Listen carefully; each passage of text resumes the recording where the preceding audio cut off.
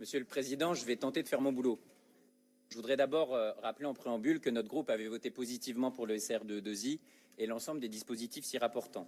Ce rapport annuel est un exercice obligatoire, mais malgré tout, il est matière à réflexion. 51 millions d'euros, cela relativise quand même une partie de votre démonstration et de notre poids sur une compétence fondamentale qu'est le développement économique et nous invite à ne pas définir la région comme simplement un empilement de dispositifs et de schémas. Sans la construction d'un récit politique, ça sera le retour de la région au niveau des établissements publics d'avant 82. Sur ce point, nous faisions 3 propositions précises.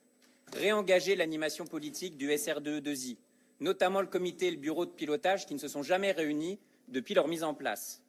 Avoir un état des lieux et un débat collectif sur l'avancée des pactes offensifs croissance-emploi avec les territoires et avoir enfin un portage politique clair par un vice-président du développement économique. À propos de récit politique, je voudrais quand même revenir sur la tonalité de nos débats depuis ce matin et particulièrement sur celle de vos VP. Vous avez un tandem qui est formidable, c'est le tandem Séberan-Valence qui est extraordinaire.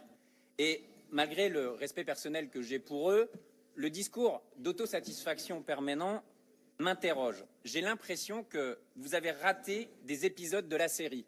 Alors je vais vous les rappeler.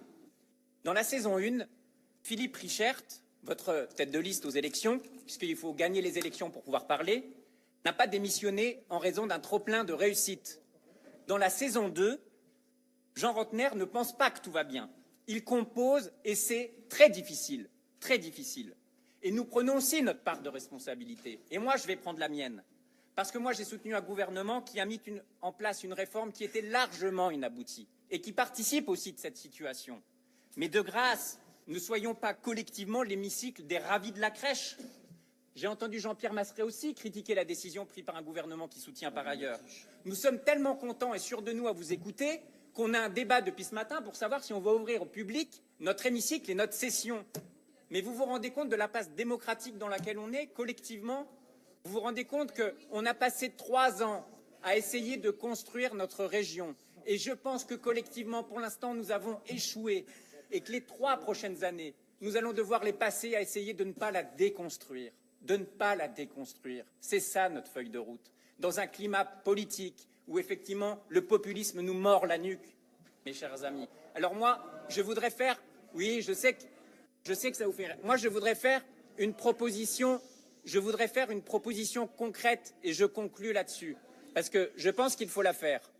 Moi, je voudrais qu'on fasse de cette faiblesse un avantage. La collectivité unique d'Alsace existe, elle est là. Saisissons-la. Demandons l'expérimentation pour pousser plus loin la décentralisation, pour pousser plus loin la réforme, pour enfin faire que nous puissions contractualiser avec l'ensemble des territoires. C'est ce chemin-là que nous devons emprunter. Voilà, je suis désolé, j'ai dépassé. David Masson.